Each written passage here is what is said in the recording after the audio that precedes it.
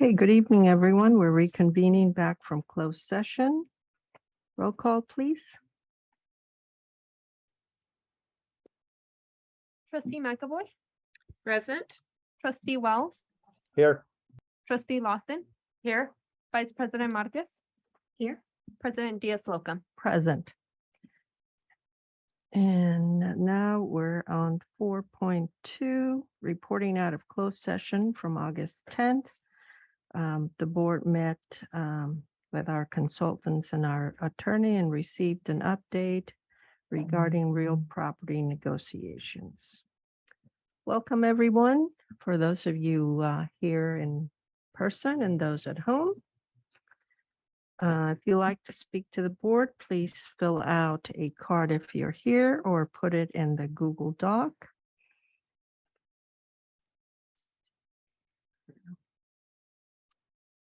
And let's continue.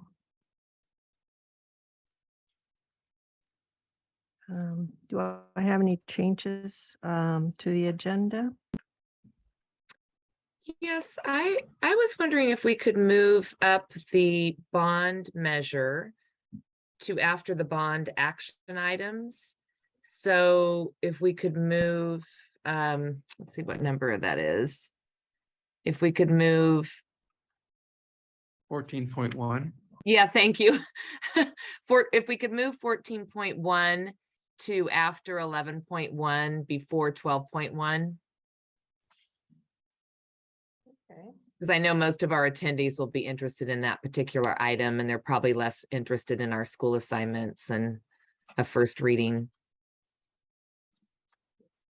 Any other changes?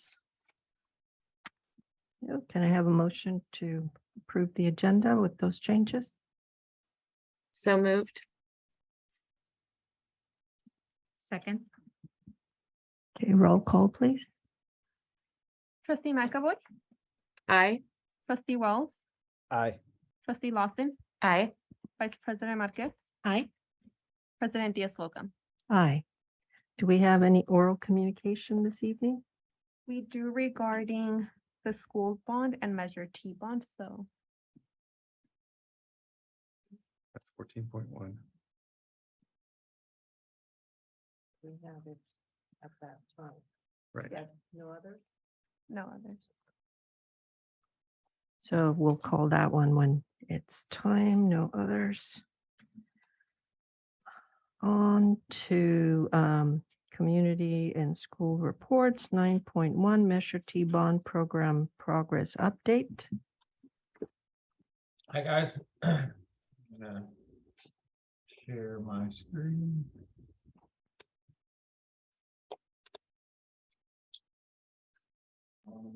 Alrighty.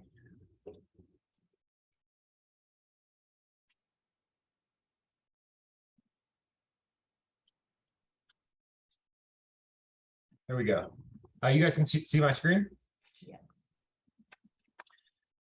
So today's presentation is a very exciting one because we are now showing complete construction completion at all of our main project sites. So you can see the yellow Garfield rear parking lot,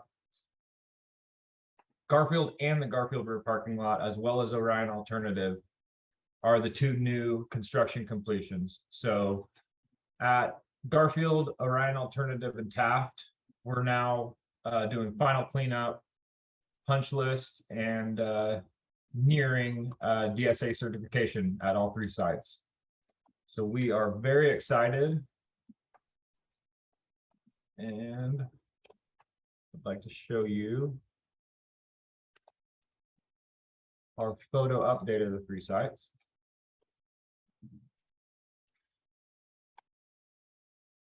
Starting with Garfield. So this photo was taken today. All of this asphalt was actually put in place today.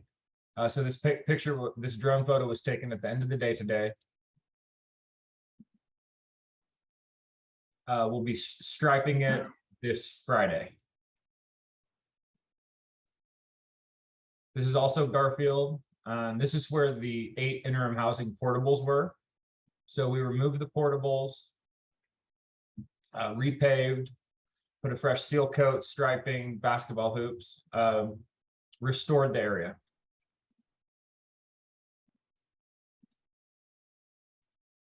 This is a shot of the back of the new 2-story classroom building.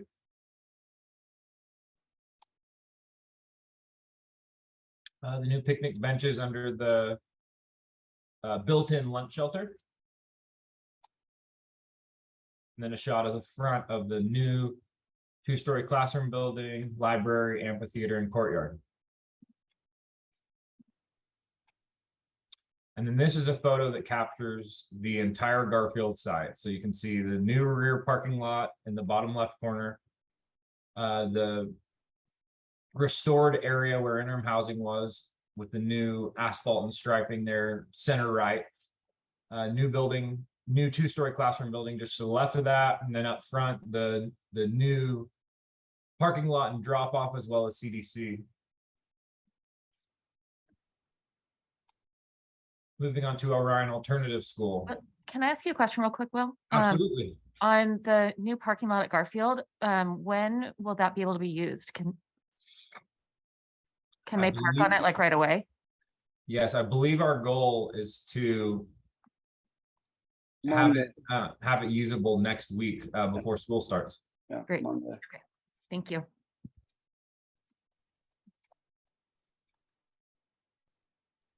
Orion Alternative School. So in the top left corner, that's fresh paving, asphalt striping. That's where the 10 portables and 10 portable classrooms and 1 portable restroom facility were. And you can see there in the process of installing new sod. So we're in the process of completing the restoration of the field area. Again, this photo was taken today. By next week, we plan to have the basketball hoops installed and the field and baseball diamond area restored.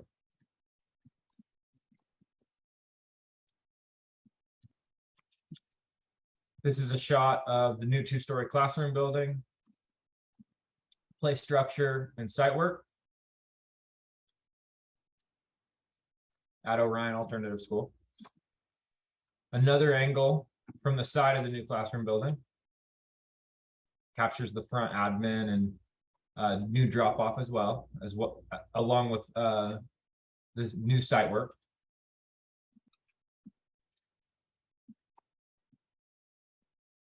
Another angle.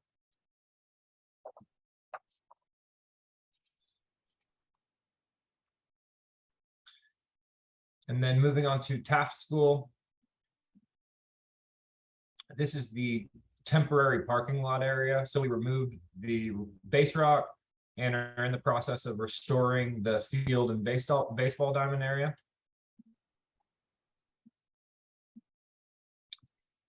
As of yesterday, the striping was completed.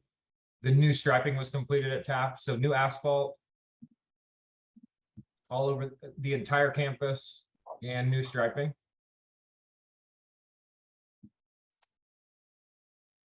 Another angle that shows the new asphalt between the classroom wings. Yeah, the seal coat.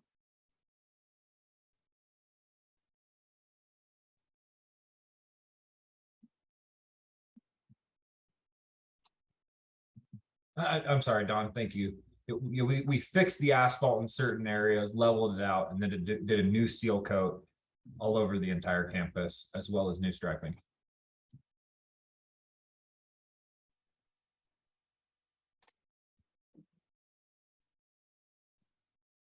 Another area that got new seal coat and striping.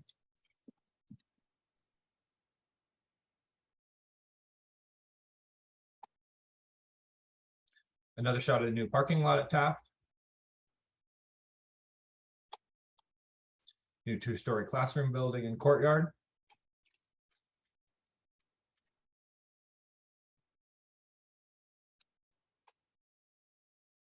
Another angle from 10th Street.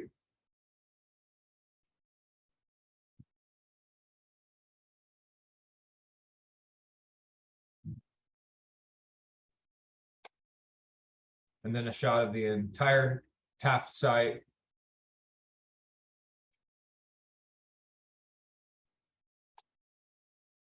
That's all I've got today. Any questions?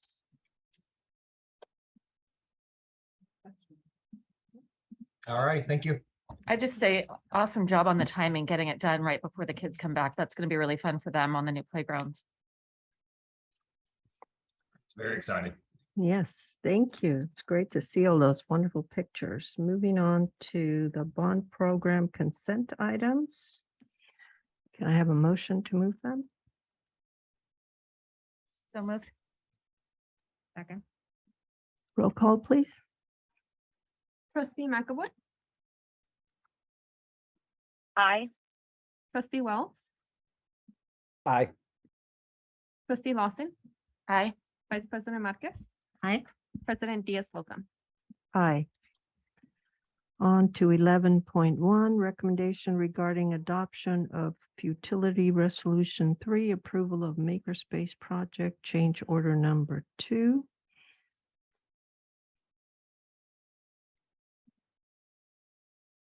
So are there any questions for the bond team in regard to this? Can I have a motion to move this item? So moved. Second. Roll call, please. Trustee McAvoy, Aye. trustee Wells, Aye. trustee Lawson, Aye. vice president Marquez. Aye. President Diaz-Solom. Aye. On to action item 14.1.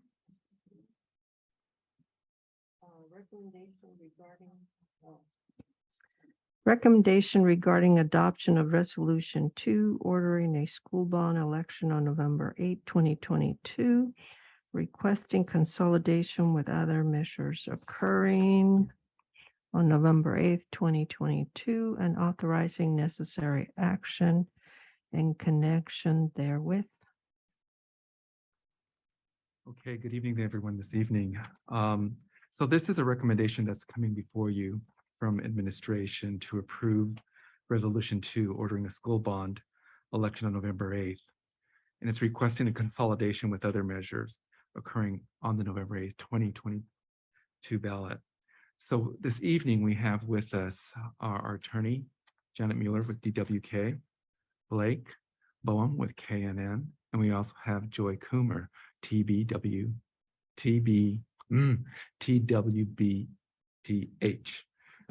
That's changed a couple times, so I remember it from the very beginning, and then I forgot, when you added the other letters on.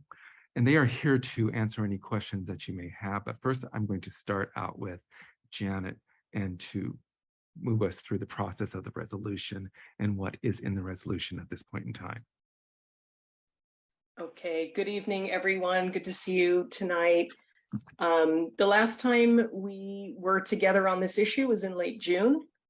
We presented you with a draft resolution and went over the various components of that. And just real quickly to kind of touch on the high points. We have a resolution that asks the registrar of voters to call a bond election. We have drafted and provided them with the various components of the measure. And if you'll remember, that's a ballot question that everybody checks the yes or no box on the ballot. It's the full ballot text that goes to the voters in the voter pamphlet, and is sort of the very broadest statement of the measure, and very importantly includes a bond project list. And then finally, there is a document called the tax rate statement that provides an overview of the tax implications and tax amounts for voters. That's also required in calling a bond measure. Since the meeting that we had in June, we took another look at, I think the board was interested in, instead of phrasing the tax rate in the ballot question as cents per $100 of assessed valuation, that we would recast that as dollars per 100,000 of assessed valuation. We can go back over what those numbers look like, but I think the general feeling is that as hard as it is for folks to be able to determine what tax they may pay, it was going to be easier for folks to understand dollars per 100,000. and to do that math calculation. And so we did go back and look at that, and we did make that change. Separate from that, all we really did, we didn't do much with the bond project list. I think everybody felt, and from a facility standpoint, that that was capturing the concepts very well that the board was interested in and that we'd heard from the ongoing facilities program. We did work a bit on the recitals and the findings to make sure they more closely tailored with your history with bond and the success of the prior program and some of the things that the district was hearing from the community. So we did work on refining those a little bit. We also did a little bit of cleanup around the language concerning the possible teacher workforce housing component of this bond program as well. So with that, I'll stop. I'm happy to entertain questions if anyone had anything that jumped out at them from this updated draft or things they'd reflected on over the last month or so, because although the deadline is Friday and I'm hoping we're delivering this tomorrow, we could still make a few changes tonight if we absolutely need to. Any questions from the board?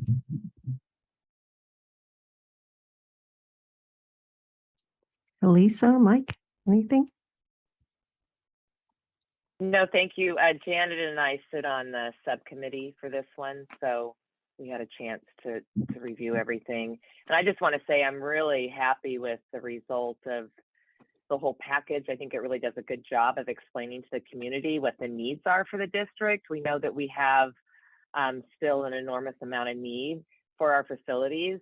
And so we identify the various projects, we identify the sites where we're interested in doing that. And so I feel really good about the package that we're presenting to our community and to our voters.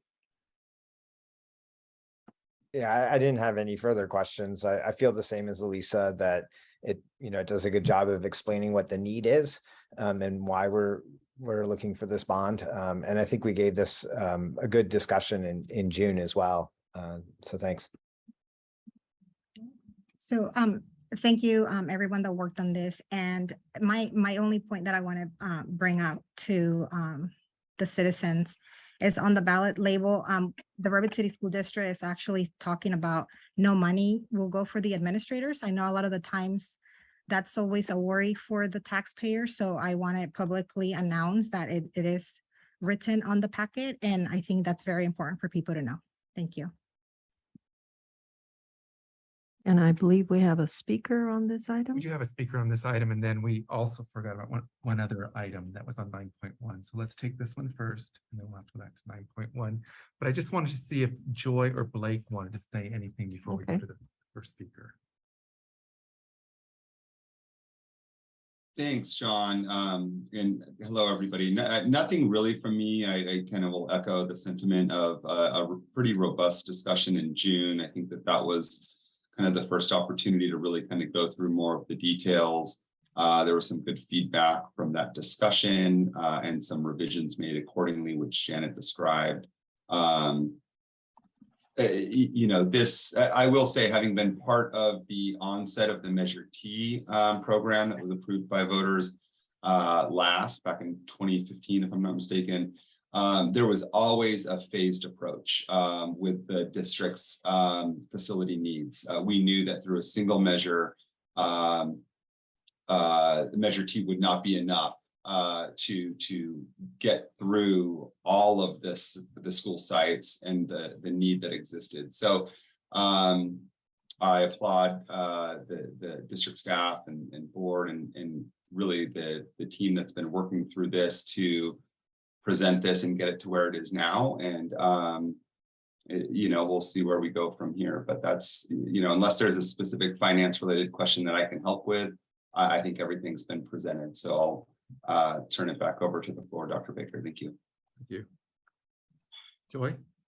I'll just echo everything Blake just said. He took all the words right out of my mouth. I think this has been a really thoughtful and timely process that the district has gone through over the last year. And there have been many presentations about the needs that exist at the school sites, as well as accountability about all of the great work that has already been done, including the presentation earlier tonight. So I think we've done a good job of answering questions, and I'm here to also answer any further questions that any board members have. So we have the speaker. Yeah, one of the things Oh, just real quick, I wanted to say, because I didn't get a chance to say it when we got the Measure T update tonight, because I was doubly muted. But I just wanted to say it was really great to hear from that before this came up, because it shows that we have a proven track record of getting the job done. And we know that we basically came in under budget and under time from what we had proposed to do it. And it's pretty impressive to think that in November of 2015, our local voters said yes to us, and they said, you know, we want you to do these first phase of projects, and we were doing it. We're almost done, right? I mean, it's pretty incredible under Don's leadership and Will's leadership and Dr. Baker's leadership, and the whole team. You know, within a 7-year period, we basically were able to go out with the bonds, get the money, hire all the contractors to basically do the hard work, and the results are evident. And so we know that this is our phase 2, and there's a lot to be said to kind of keeping the whole program going. There's efficiencies for our community. So in the long run, it'll actually save money if we keep this going. And as we know, with every year that we wait, costs do escalate. So it's important to kind of keep things going. So I'm excited about the work that we've done in phase 1, and then also the work that we're looking at for phase 2. So anyway, I just wanted to say thank you to our bond team in particular, because I didn't get a chance to do that after the last presentation. so yes, we have a speaker for this item, and the speaker's name. Ileana Harrison. Oh, for this one, never For mind. this one. Chris Robel. Thank you, trustees. My name is Chris Robel, and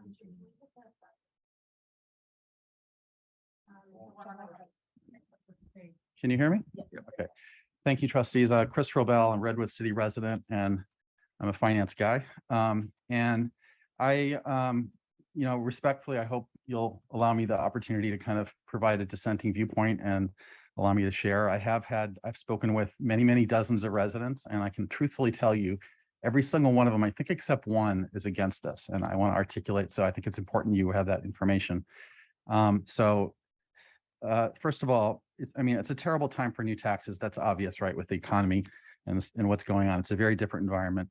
But if one is needed, I think really a parcel tax is way more appropriate than a bond measure. And there's really several reasons, and I'm sure you know this, but I'll articulate them. First of all, I think the comment was made that this cannot be used for administrator salaries. Well, I think it's also very important to be transparent and say it also cannot be used for teachers or academic programs.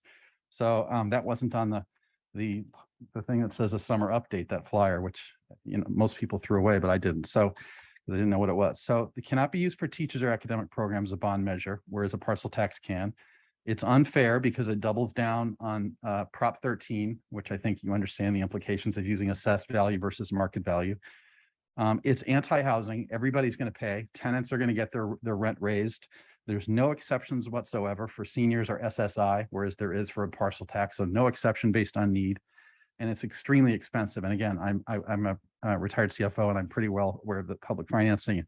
And I personally have invested quite a bit of money recently in municipal bonds because it's great for me as an investor. It's terrible for taxpayers. It's good for bankers. The amount of money that a school gets from bond measure is not even, is a small portion of the total amount that is paid in interest payments to bankers and to banks and to investors like me. So but the parcel taxes do not have that issue. It's fair, it's equitable. Everybody pays the same amount. And you don't have these issues. I mean, people, so I think those are my main points. And I really don't understand why we would be investing more. I realize, maybe there was a plan. I don't know, but it sounds like there was a plan with Measure T, but it's, I think, worthwhile to consider pivoting given the changing economy and given what I've seen on the website ed-data.org, which shows there's been a precipitous decline in enrollment, 15%.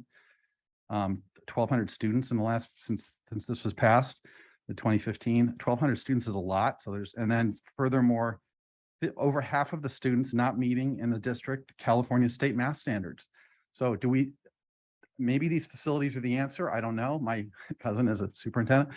School, I won't say, but it begs a question. What is the, is investing in teachers and academic programs the way to go and to change the student outcome, or do we really want to invest in more buildings and infrastructure? And I'm sure, and furthermore, don't forget there's Sequoia Union High School District, so there's a double taxation for the residents.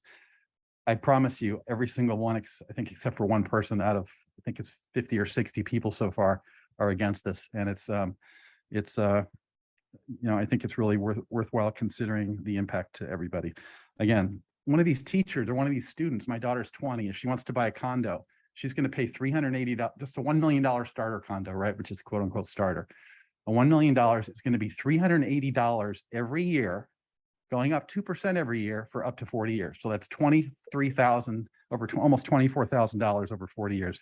And because of the tax code, the Trump era tax code in 2017, it's all after tax money. So it's not, you can't even deduct it from your taxes. So it's a very expensive ask, and that's with Sequoia and this one together. So Right. $380. Did Okay. you wrap it up? Thank you. Thank you. Okay, so we left out We have two more someone. speakers for the school bond. Oh, two more? There are two Okay. more? Yeah.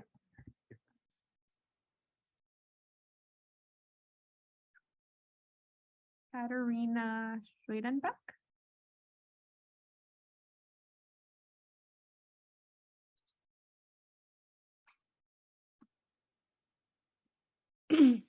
Hi, can you hear me? Yes. Yes. I'm the mother of a rising first grader at Adelante Selby.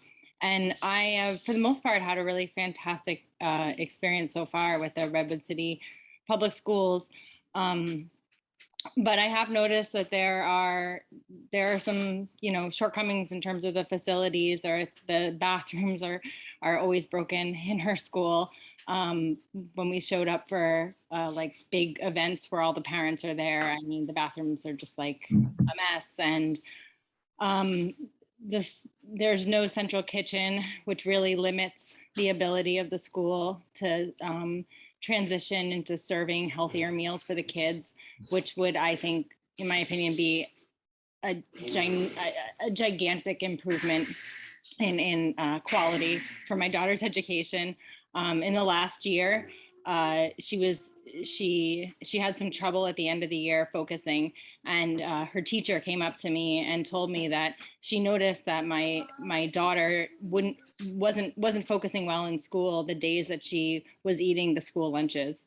And she liked the school lunches. And so we kind of had to intervene and sort of really work on her. We're gonna pack a lunch, and you have to eat this lunch. And when we did it, her behavior improved dramatically. And the teacher was like, I think your daughter was just hungry when she ate the school lunches, because by the end of the day, she just didn't have anything left. And so I just really, and I've talked to other parents who have had similar experiences, and the teacher came up to me and said, I've had experiences with other students in the same situation. And so I think it's really hard to move forward on this problem if we don't have a facility that can, a kitchen that can actually cook meals. And so I would really like to see there be, funding for some of these investments going forward. I think it would make a big difference. That's it. Okay, thank you. The next speaker is Elmer on by any chance? I don't have him on the speaker card. Alyssa did bring up Jessica Muner, but which she did turn in a speaker card, and I also have Jessica Shade before. Okay, so let's go. Jessica Shade. And if we can put Elmer on. Okay. Hi, everyone. Thank you. Thank you so much for giving me the opportunity to provide comments. I wanted to add my voice to support the proposed Redwood City School District bond. The funds that are provided by the bond are going to be absolutely critical for our district, because a lot of our facilities are older and we need to be able to meet the latest health, safety, and educational standards. The bond would also upgrade classrooms to give students access to more up-to-date STEM subject instruction and it could fund a central kitchen, as Katarina mentioned, which would give the district opportunities to provide more fresh, healthy meals to kids who need that nourishment to learn. Updating our school infrastructure would have impacts beyond just families with students in the Redwood City School District. Top of the line schools also help improve home prices. They support a vibrant community, and they make Redwood City a place that people want to live.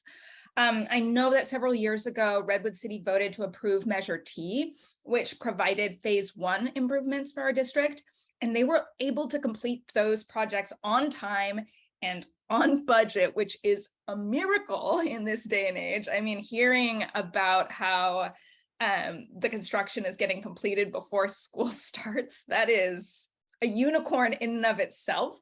So I'm completely confident that the funds from this bond would be well spent on phase 2 upgrades, which we are in dire need of.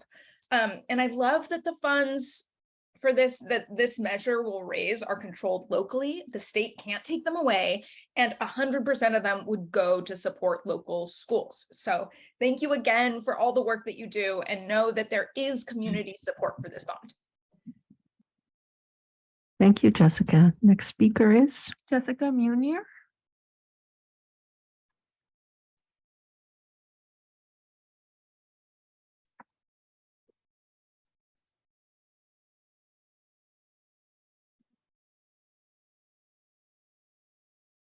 Somebody has their hands up. One of the attendees, oh, Elmer has his hand up. So that's Elmer, of course. And we'll have Elmer, but I'm looking for Jessica Shade. Jessica. No, the other Jessica's not on here. But Elisa said she was trying to speak and can't figure out how. And I'm wondering if that's Boulder money. Is it? It could be. Jesse, do you want to check Boulder money, please? Here we go. Hi, everyone. Sorry. I'm on my work email, I guess. Oh, okay.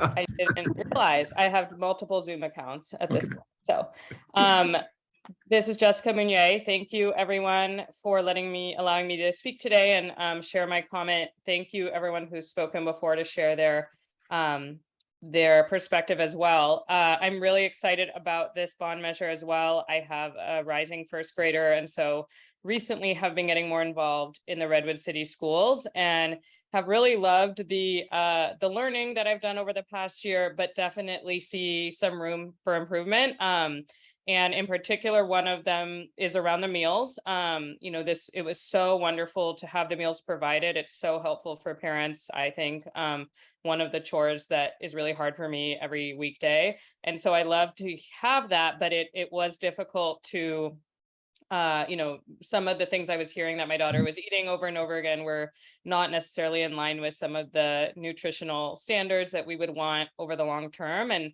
so I've been loving learning more from Jessica Shade and team on the central kitchen and what that could bring to the community. So I'm really excited about that part of this bond measure. And then I'm also really excited about the updated safety standards. I think there's enough facing our children these days from like a safety standpoint that we can't control, but if we can control our facilities and trying to bring them up to code and make sure that they're working and the restrooms are always working and things like that, I really think we should try to push to do that. And I also love the track record that the previous version was done on time and on budget. I'm also a finance person, so to me that's really important and great to see. So thank you for listening, and I'm definitely excited about the prospect of this going forward.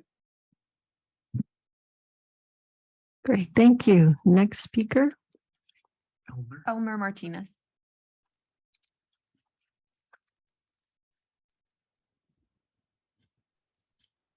Good evening, everyone.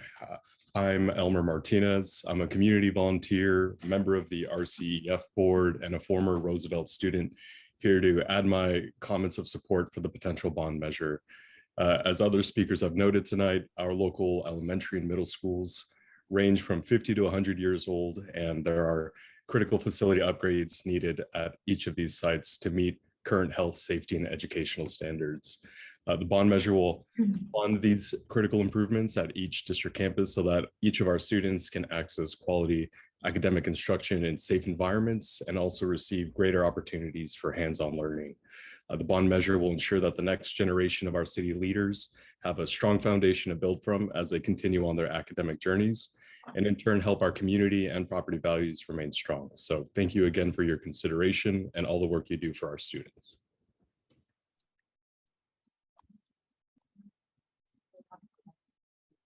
Yes, Measure T bond. Okay. She's the one on Measure T, which was 9.1, which we skipped. So we're going to go to that. Okay.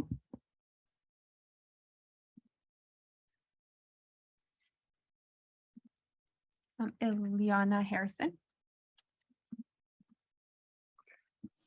Yes, thank you. And I actually just had put the under the wrong thing. So this is actually the one I wanted to talk about, even though I put it under Measure T. So that's perfect that you waited.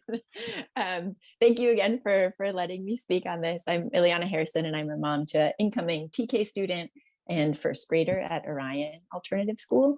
I'm also a pediatrician that's been very involved in the Healthy School Meals Coalition this past year.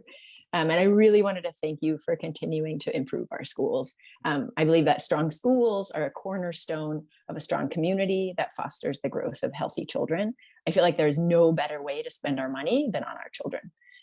I just actually came back from the TK orientation at Orion this afternoon, which is one of the new buildings that was a part of the Measure T.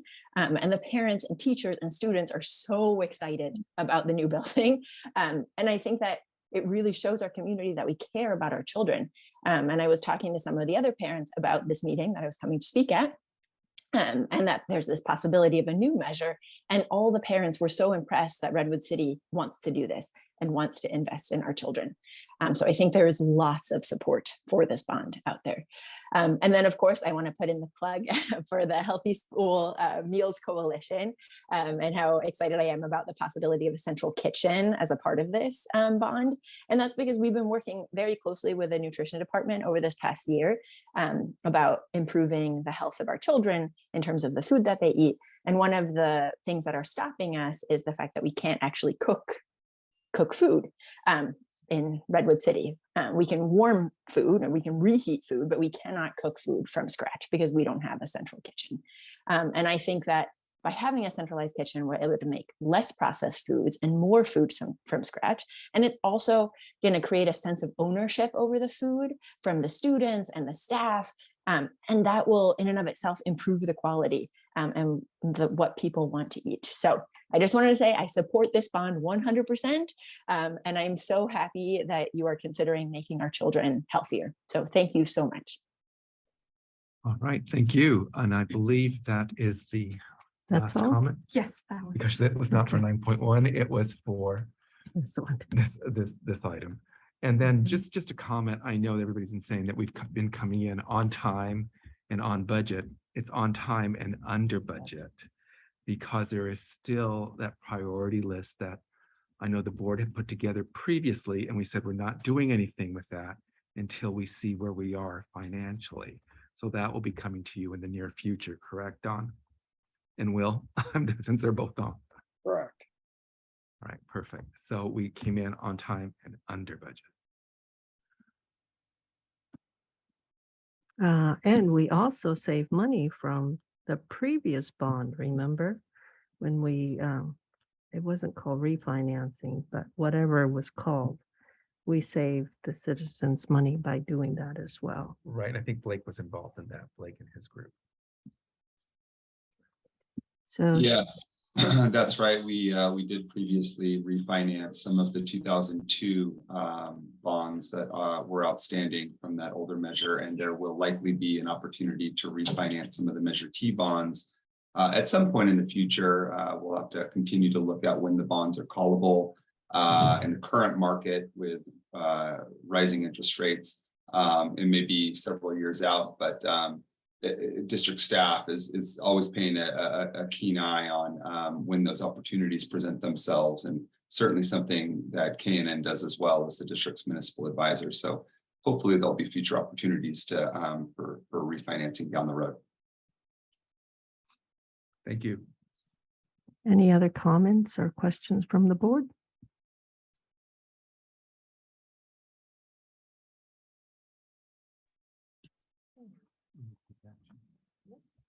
I'll make a motion to approve the resolution.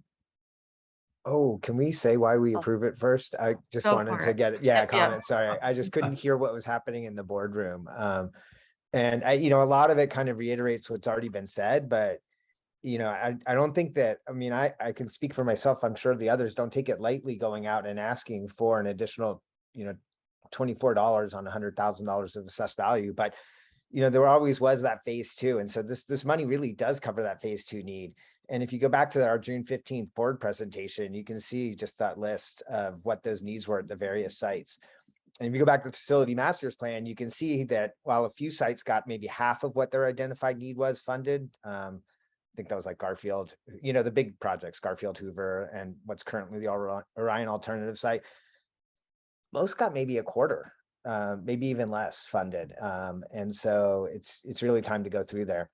And the thing I like with the ballot language is that we can even prioritize in projects, which we heard about a lot tonight, about maybe having a central district food service facility, that could cost effectively raise the quality of food provided, which is important for parents that choose to have their kids eat food at school or not, but really important for the kids that don't have a choice, that are really relying on the district for their meals. Anything we can do to up that quality really helps them succeed more in school. And I think that's something we have to keep in mind.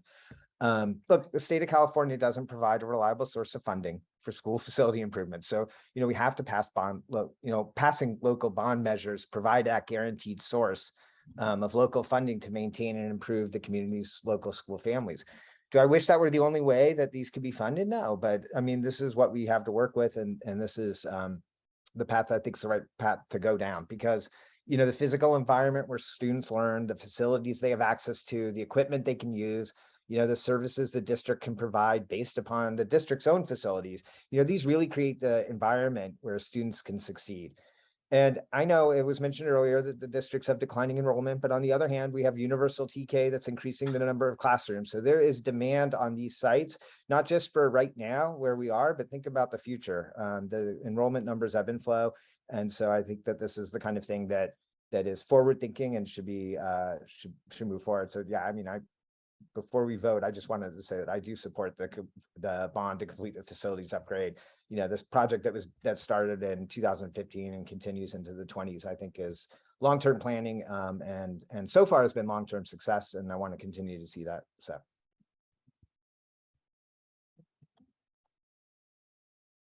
So we had a motion. Is there a second? I'll second with that. Okay, roll call, please. Trustee McAvoy, Aye. trustee Wells, Aye. trustee Lawson, Aye. vice president Marcus, Aye. president Diaz-Solcom. Aye.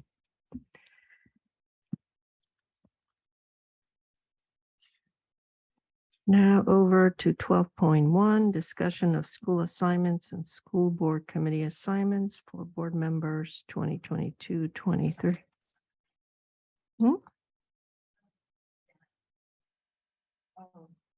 Bye, guys.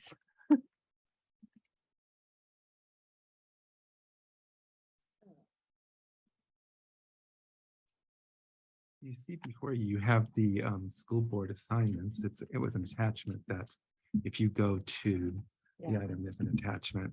And we do this every year. And at this point, it is a draft. And you will notice that you are assigned to schools and then also to some departments. So this is the time to have a discussion on, are you fine with where we are at? Because we normally just, we rotate and move forward with the rotation each year. So is anyone unhappy with their assignment or their rotation? Did we all stay on the same committees? That's kind of what it looked like to me, that everyone just is continuing.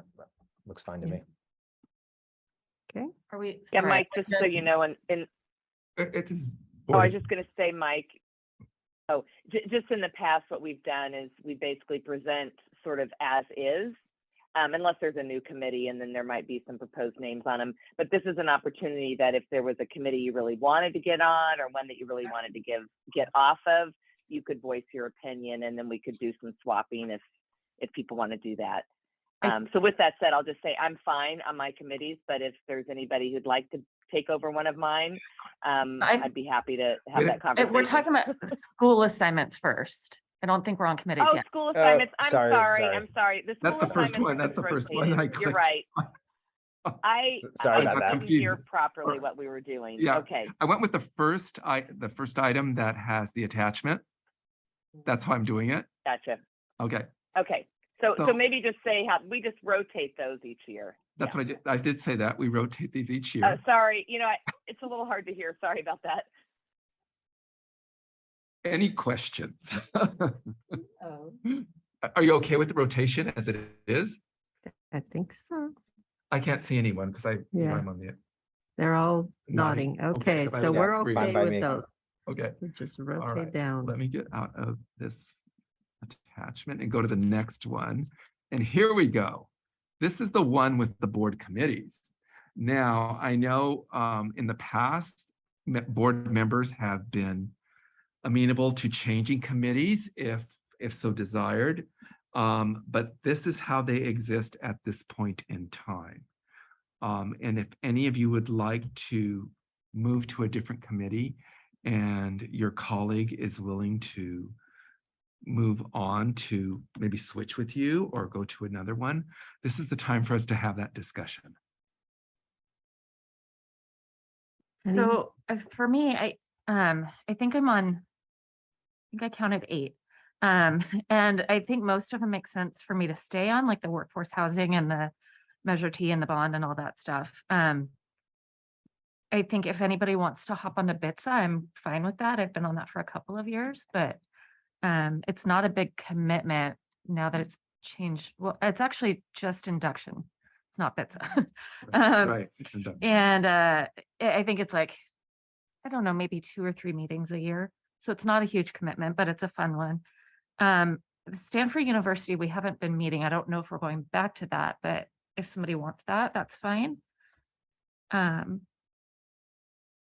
think otherwise, North Star 4 is North done. Star Forward is done. So Yeah. we'll take that one. So that one's going off. But yeah, I think otherwise I should stay on the ones that I'm on, the workforce housing and the bond and whatnot. Anyone else? No? I think the rest are okay then. We're all okay with our assignments? Yes, okay. Just to confirm, Janet, you'll be staying on induction? Yeah. Okay. And then we'll take workforce house. I mean, not the workforce, but the North Star. remove No, North Star. North Star Forward. Okay. We're taking that off. Okay. Very good. And then, Dr. Baker, do we still need the Stanford University one? Let me look into that. It might pop back up, I suppose. It could be a possibility, but there is a great report that I have that I just had a meeting this past week, which I'm going to send you all this weekend. Yeah, they took all the draft off of it. I'll send it to you this weekend and we'll determine if we need this one or not. Let me just ask too about, it's never been on here and official, but the Redwood City Chamber Education Committee. That's true. And so Dennis and I were on it and Dennis went off and we didn't add anybody. So didn't add should we make that official so that when we I'm not on the probably board? I think we should. I think we should because I think we I'm should. surprised it wasn't on here. Yeah. It If it meets just goes once a under board month. It representative. meets once a month. It's a Wednesday. It's normally a The board first meeting. Wednesday of the month. Right, it's, yeah, and it's at 12 o'clock. Uh-huh. And right now it's all virtual. It's been virtual. And Janet is on it and we did not replace. Yeah, we can Janet. have one more if somebody have wants to one be more. on it. But I'm fine staying on that too. I just noticed that it's never been official. What's the name of it? It's the Redwood City Chamber Education Committee. Oh, is it now San Mateo Chamber? Yeah, I think. I'll look up the official name and send it to Yeah, you. because San Carlos is involved in it. Yeah, I remember that. I think they changed the name. And how long is the Wednesday meeting at noon? Normally an hour to an hour and 15 minutes. Right. Okay. Hour and 15 tops. They're pretty good about ending right on time. Yeah, and I don't think we had official reps before because several of us were able to go and join. But then I think that no one was going. That's why you and Dennis started going again. Yeah, well, I was going to it actually before I was on the board. And so then when I joined the board, I just continued going. So who wants? Yeah, and I used to go to it on and off, but then Mhm. once Dennis and Janet started going to it, I realized we had plenty of representation there. I'm happy if Mike or Cecilia, if you'd like to try it. So to be honest, I mean, I could probably make time for it, but you know, Janet, you go pretty regularly, right? So we do have representation, and I think Dr. Baker, you go as well. Yeah, yeah, we both go pretty much every month. So I mean, I do try to stick But with Mike or like the Cecilia. evening committees, just Yeah, because it's really hard that for me makes at sense. work. So yeah, unfortunately. Okay, Mike, do you have an overwhelming desire to join? I If mean, I not, could, particularly if it's virtual, I can try. And if it turns out that it just becomes too difficult for me to regularly schedule, maybe I'll come back and say, hey, can we reshift that? Is that, Elisa, you offered it as a try opportunity. Can I take you up on that? Yeah, why don't you do that? And if for some reason you can't make one, just let me know and I'll try to go. Or as long as Janet and, you know, as long as we have a couple of folks. But yeah, I think Right. that'd be nice for you to do. You'd Yeah. meet some folks. Yeah. And so it's a good group. it would be nice if we had one other person who could be available, just because there have been times where I'm not able to go and even Sometimes John I isn't can't go. able to go, and they really do like having updates from our school district. So as long as we can have somebody that would be available to go and give an update. And usually John can give like a quick rundown of what to update on. well, with that, thank you, Mike, for stepping up. You're on. Yay. Okay, so that takes care of that.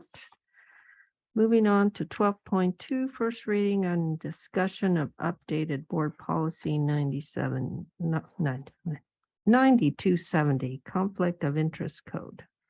Okay, one of the reasons why this is being brought to you this evening is Janet Mueller brought this to my attention, and she looked at how this policy needed to have some revision. And of course, there was nothing in CSBA at this time. And she wanted to make sure that we were all aware of this due to the fact that board members are required to turn in, I think it's a 700 form each year. I am the deputy superintendent, the assistant superintendent, the assistant superintendent will now be added, the CBO definitely always does, and then depending on the director. So we have put that in place to begin this school year. So there's not a conflict in interest of, what we're investing in and how people that we're going to meetings with, for them possibly to have a contract with the school district in a certain arena or one of the items that we may want to have. So Janet said, you need to get this up to date as soon as possible. So she said, can you push this through for the first reading at this meeting? So that is why it's here tonight. She brought it to my attention. It was probably mid-July when I came back from vacation.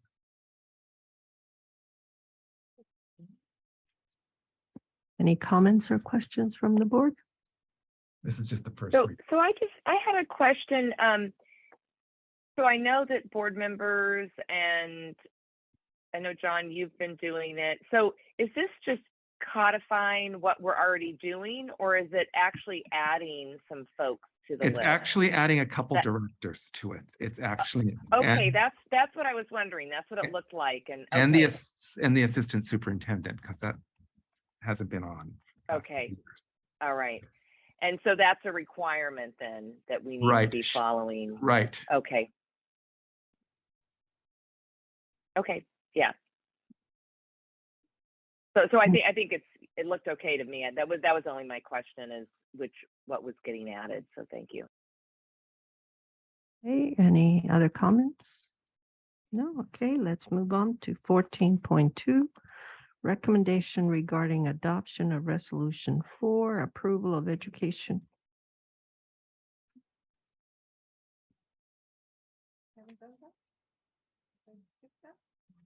13.1, the consent. My apologies. Thank you, Janet. Can we move the consent items? So moved.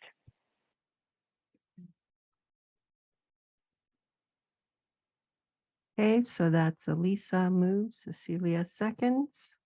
Roll call, please. Trustee McAvoy, Aye. trustee Wells, Aye. trustee Lawson, Aye. vice president Marquez, Aye.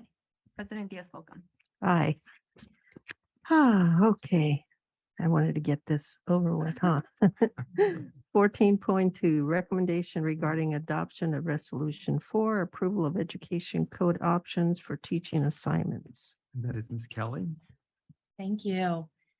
So this evening, I'm bringing to you the Ed Code option, which is approved by the California Department of Education and CTC to allow, in this case, 3 teachers to work outside their credential. These are fully credentialed teachers that may be teaching an additional course or teaching within a departmentalized setting due to the nature of the configuration of the middle school schedule.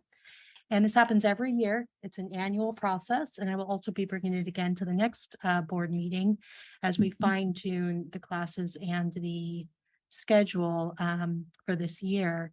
Please know that each individual that has applied for the Ed Code credential does have university units of content in which they're seeking this particular waiver from the state. So we have 3 that we're bringing to you tonight. Are there any questions? There are no questions. Can I have a motion to move this item? So moved.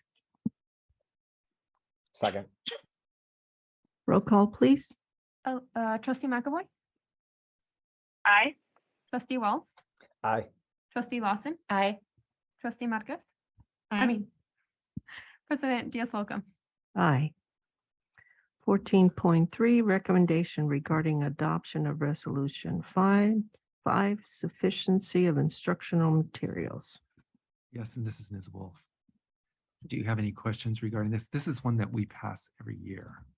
It comes before us. And then we also have the Williams report that is created from this. If there are no questions, can I have a motion to move this item? So moved. I'll second.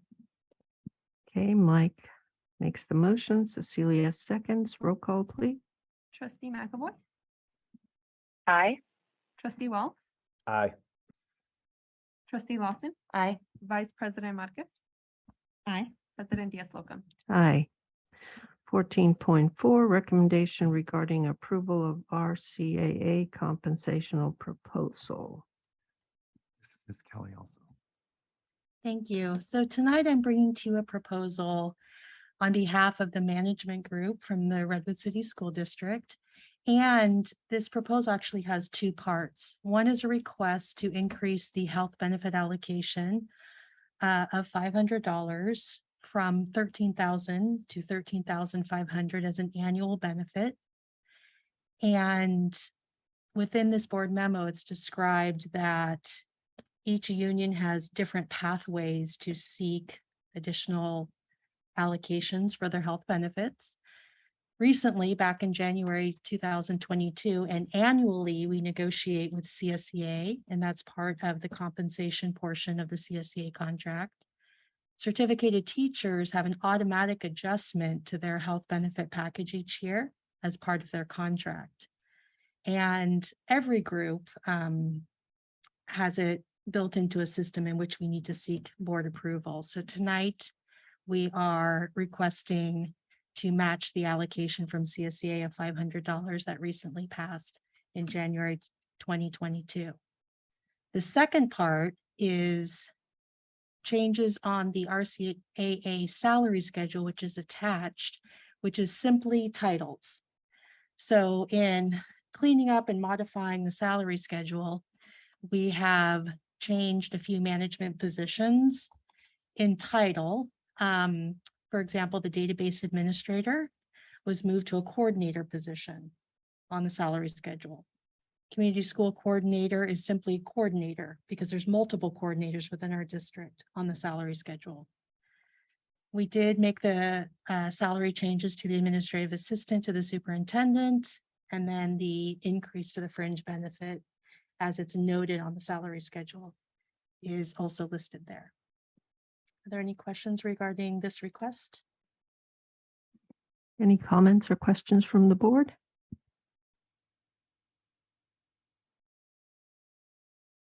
So I do have a comment. Thank you, Wendy.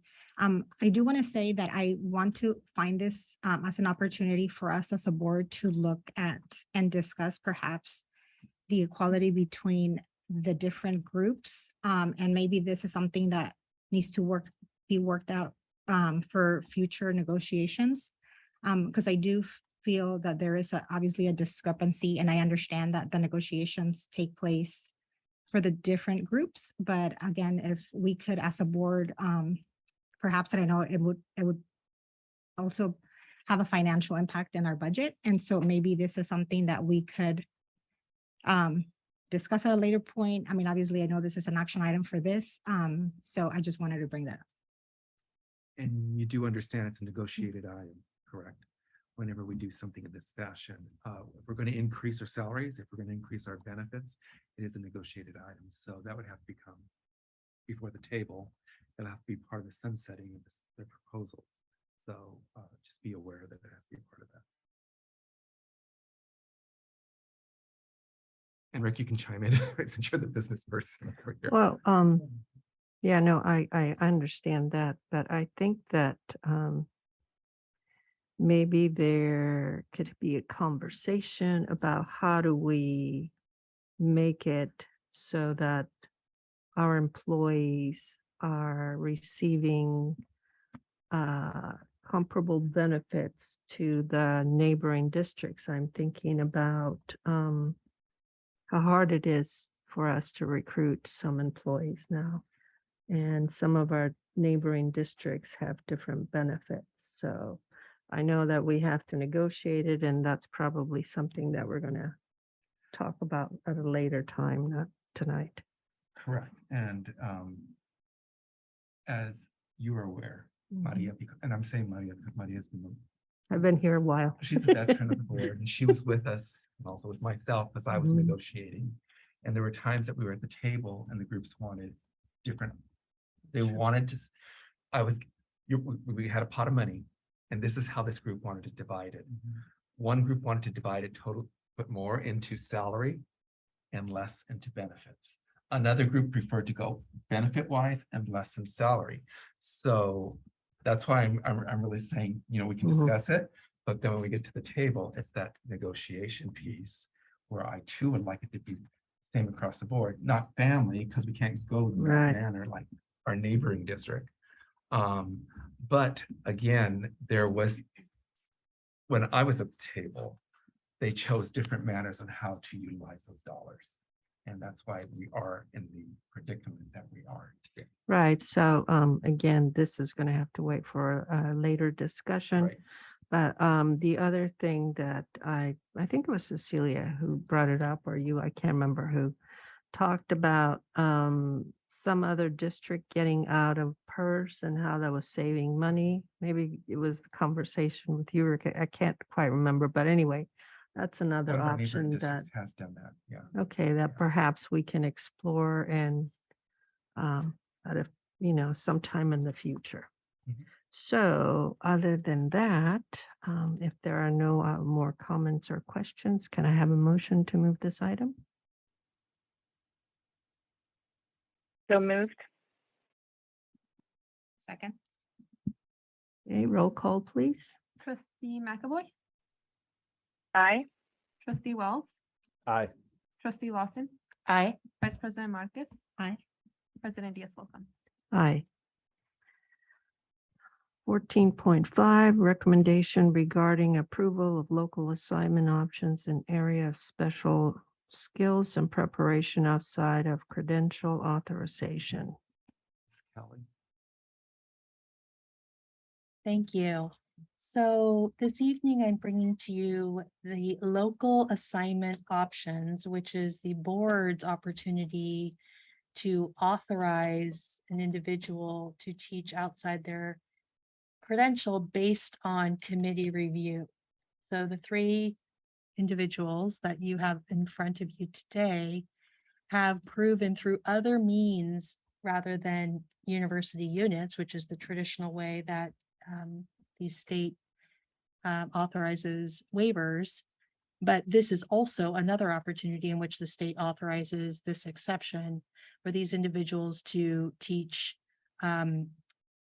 either outside their credential. And I want to give an example of this because the cumbersome moment that we're in credentialing is when a multiple subject teacher, think of your third grade self-contained classroom in which a teacher has authorization to teach all the subjects, math, art, social studies, etc., all day long to the same group of children, or even a core class back and forth with two different groups of kids, is appropriate under the multiple subject credential. But when you take that same type of credential and put it into a middle school setting in which for the elective class, children are mixed, let's say 6th, 7th, and 8th graders are in one class at the end of the day for the elective class, that does not meet the qualifications of the multiple subject credential. So it's a little odd because they're fully credentialed to teach these classes, but to the same group of one identified group. When that group is mixed, it causes a problem, which is why we bring it in this fashion. So there's two purposes here that are happening hand by hand. One is a teacher that may have a credential, but not specifically in that departmentalized setting. So the multiple subject teacher that wants to teach art to 6th, 7th, and 8th graders should really have a single subject art credential because the kids are mixed by grade level. So we have these really unique scenarios, but I have to be honest, out of the 125 middle school teachers is a very short list coming to you tonight. I'm also going to forewarn you, I'm bringing it next time for a few other ones that are starting a little bit later, and they switch their subjects over the summer, which is great. It's going to be a dynamic elective program for kids. Thank you to Assistant Superintendent Liz Wolf and Dr. Baker for really strengthening the elective program in general with sites. And the teachers for coming up with creative topics. I listed a few of them in the board memo. So I hope the kids have a great year. Questions about this? Well, thank you, Liz. I've been waiting for those improvements in electives, and I know the kids are going to be excited. With that, can I have a motion to move this item? So moved. Second. Roll call, please. Trustee McAvoy, Aye. trustee Wells, Aye. trustee Lawson, Aye. vice president Marquez, Aye. president Diaz-Soltan. Aye. 10.6, recommendation regarding approval of advisory goal accountability plan. Just when you thought we were finished with the LCAP. So as you know, we approved and turned in the LCAP on June 28th or 29th, and it was returned to us by the review board in the San Mateo County Office of Ed because we hadn't spent enough money. And it turned out, and I know that Rick can explain this better than I, in part of the updating of our funding in terms of the carryover, we hadn't really figured in and that we were going to have quite as much carryover from the year before. And so in order to meet our proportionality rate of the percentage that we need to spend on the unduplicated pupils in order to be approved by the county office, we needed to spend an additional $900,000 within the LCAP. So we didn't add new items, we added additional funding, and you got the list of the items that had the additional funding, which actually was quite fortunate because we were finding that some of our allocations weren't going to quite make it in terms of what the actual expenditures were. So now we're covered, and tonight, if you approve the LCAP, we'll turn it back in, and they told us that it is approvable once we send it in. Hopefully, last time. Any Can I just comments? say this is a really good problem to have? I agree. You know, that we have the money and it's more money for good things for kids. So that's great.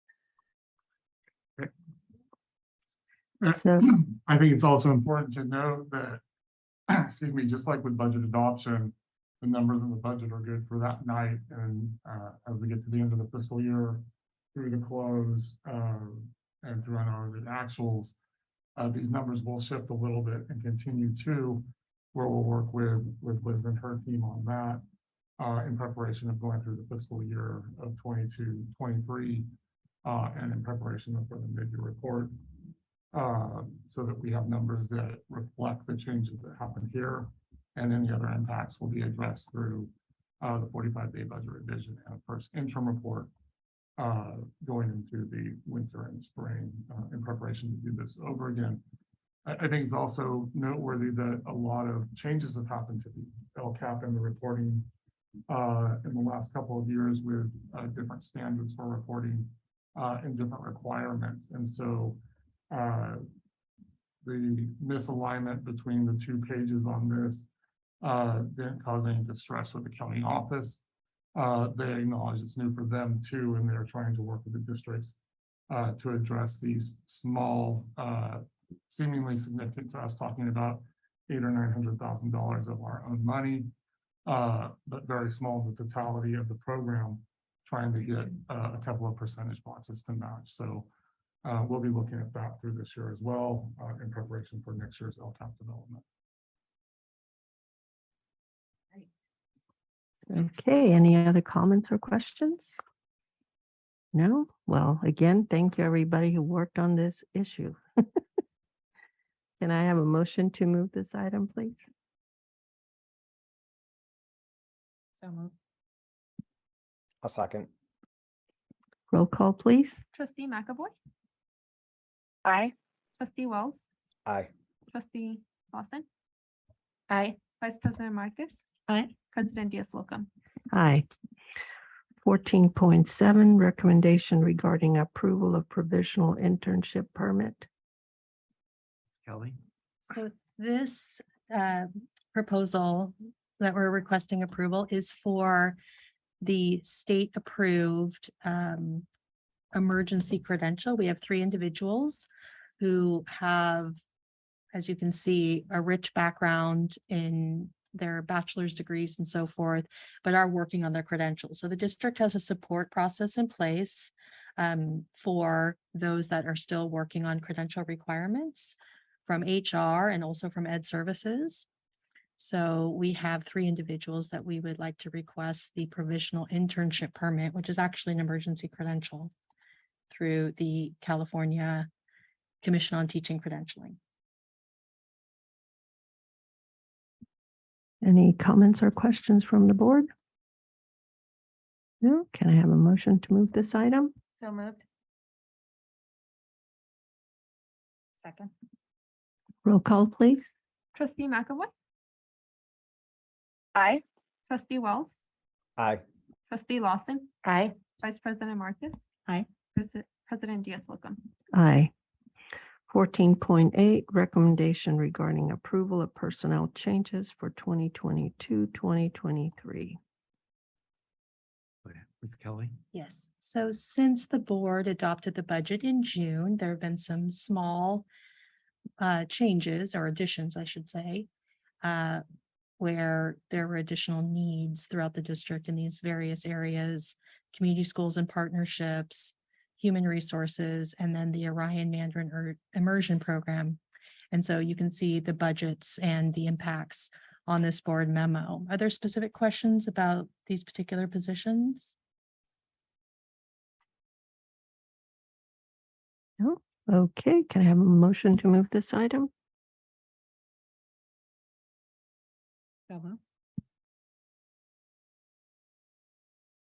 Second. Roll call, please. Aye. Oh, sorry.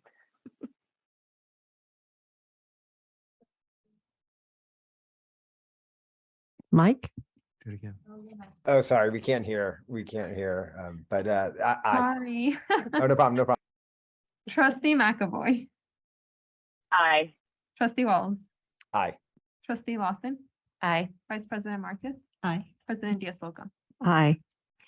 14.9, recommendation regarding classified general leave request.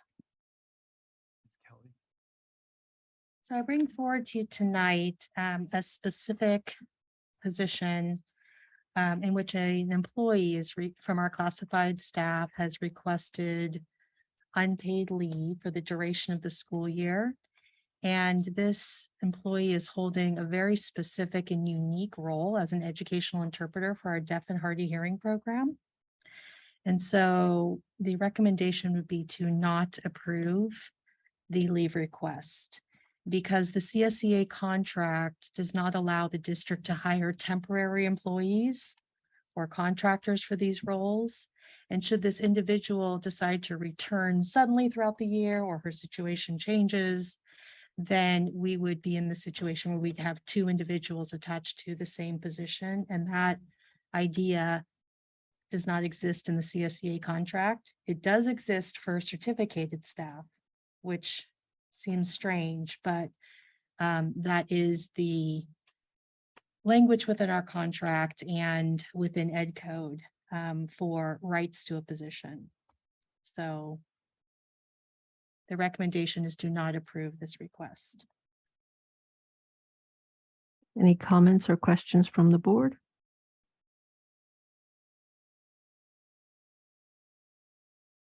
So just procedurally, to not approve the request, do we just not make a motion or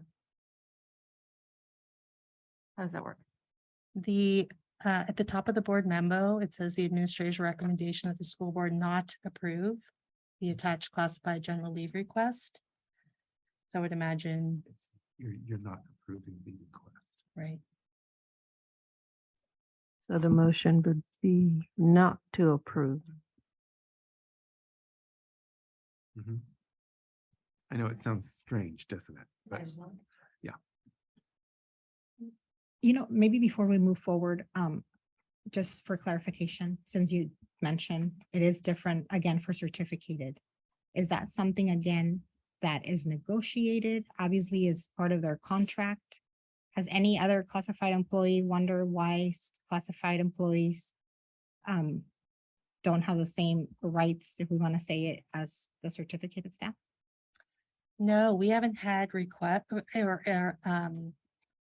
nobody has questioned in HR why that occurs, nor has CSEA brought this item up to be negotiated or reconsidered in a different way. Really, the request for unpaid leave really didn't start until this COVID, which I recognize were difficult times for people. So it is rare to have a request for unpaid leave, and individuals tend to be able to utilize their paid leave options within the contract already. But this individual is looking to explore her education in her field of expertise. And so we don't have a paid leave for that purpose in the CSEA contract. And so the only request is an unpaid leave. That being said, this would force her to resign from the district and then reapply later should she choose, or if her situation changes.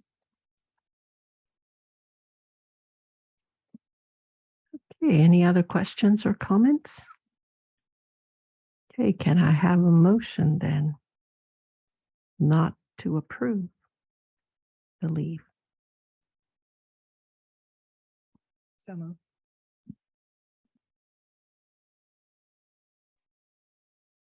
I'll second. Okay. Trustee McAvoy. Aye. Trustee Wells. Aye. Trustee Lawson. Aye. Vice President Marcus. Aye. President Diaz-Solom. Aye. Okay, 15.1, report from board members and superintendent. Janet? Let's see, I attended a workforce housing meeting. I think Elisa and John, and a bond team meeting with Rick and John. That was everybody. Cecilia, Nothing to report. Mike? Yeah, I had to miss the bond team meeting. It was over faster than I could get there late, but that was good. And then just meeting with some parents over the summer, but that was about it. Lisa? Yes, I was able to visit the summer school at Roosevelt and had a really wonderful tour, and saw all sorts of great learning going on. So that was really fun. And just some, it's amazing the dedication of some of our teachers and the principal, Susanna, on the school site. So anyway, I just want to say thank you very much to all the staff who really made that happen. And Liz, I know that you also worked really hard to make that happen. Actually, and Wendy, you did too. The whole team, right? It takes everybody with the curriculum and the HR and everybody else. So anyway, thank you for running the summer schools. I know it was not just at Roosevelt, but that's when I was able to visit. And then a couple of bond and workforce housing meetings. I also have met with a few parents over the summer about different things. And yeah, I think that's about it. Happy to be back. Great. Yeah, I just met with parents and answered their questions and sent some to the district office. Dr. Bateman? Well, we've had an exciting week that started last week. Our principals came back and they had wonderful virtual settings where we had their meetings and their professional development with them. And we'll be giving you more of an update on what that looked like in the future. But it was my hope that we could come back and start off as we once did. But as you see the variant that continues to surge, we decided not to do that. So we did it virtually and it worked really well. And then this week we started with some of our teachers, and that's gone really well. And it's all virtual also. And we will continue with teachers on the new teachers are here on tomorrow, right? It's tomorrow is the new teachers meeting. And then Friday it's teachers working in their classroom. And then Monday and Tuesday, at their school sites and with their principals and meetings and so forth. I just wanted to let you know that also at our next meeting, our board meeting, as COVID continues, the protocols have changed. So you will be receiving information, well, from Jorge on Friday as he puts out his communication in the newsletter about what that looks like for the Redwood City School District next year. And we will go into more detail at our board meeting not next week, but the week after, of those protocols. The principals have all had the training. Staff will have the training next week with the principals. And again, they will be receiving the written communique too. So we do not have BPLS anymore. It has not been funded. So we are using our little antigen boxes that we can send home with kids. And for those of you that I don't know if either of you have been to a Maze Day yet. Okay, so you'll be probably seeing some of those being handed out and information regarding how we would like you to use them for your children. So that's that. As I said, more information on that will be coming at our next board meeting. So it's been an exciting 2 weeks, and my colleagues and I are going to deliver bagels on Monday, which they will find out about before you leave on Friday. Because and look at Liz's eyes open up. I had hoped every year we did this huge welcome at McKinley, and it was in the the theater there, and we had I think we had certificated, and then right after certificated, and then they came into the theater, and we had welcome back, and we had a guest speaker, and the board was there. You guys were normally there, and we haven't been able to do it in past 3 years. So I was hoping for it, but no, we're not going in that direction. So principals know about this because we mentioned at one of the principals meetings. The district is furnishing bagels and schmear for each of the schools, but our team is going to deliver. So we're getting them from Noah's, and the principals are going to have the coffee, and we'll take the bagels and the smear. So I forget how many thousands of bagels Jerry had to order from Noah's and back and forth with the Noah's people. It was, it was great. They're not very in tune to the internet or, and handling the phone. She goes, I said, maybe you should just go. No, she goes, you have to talk to the region first, and then the region tells them. I go, oh, God, how backwards. But that will be our wonderful morning activity that we'll get to visit some of the schools in that manner. So we're up and running, and registration is working diligently to make sure that we get all the information that is needed for this school year.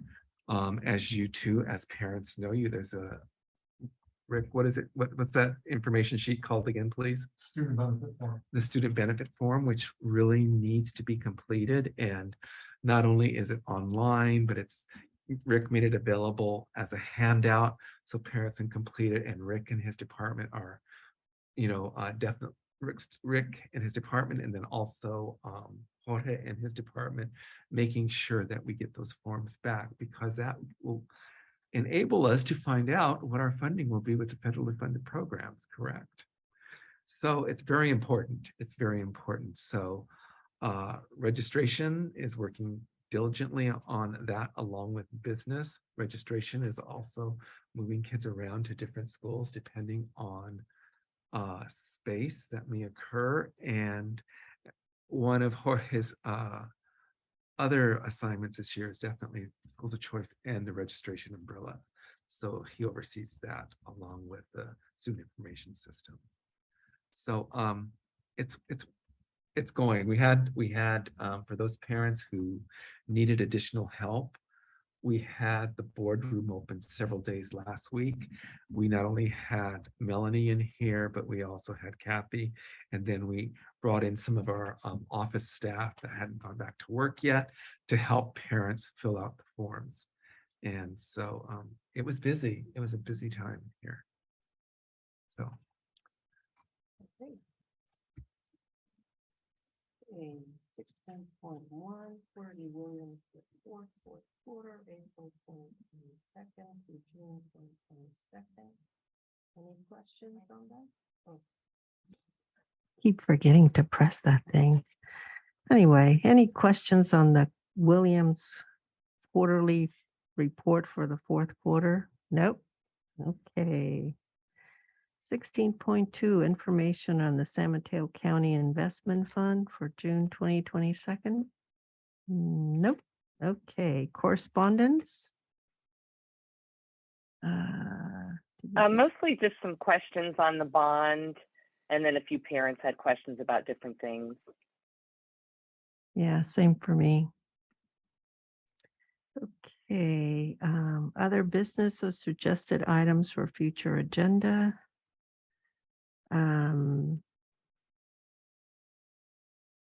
Anybody have anything? You will be receiving the list of a list of board meetings and agenda items under those board meetings coming to you at the next board meeting. Okay.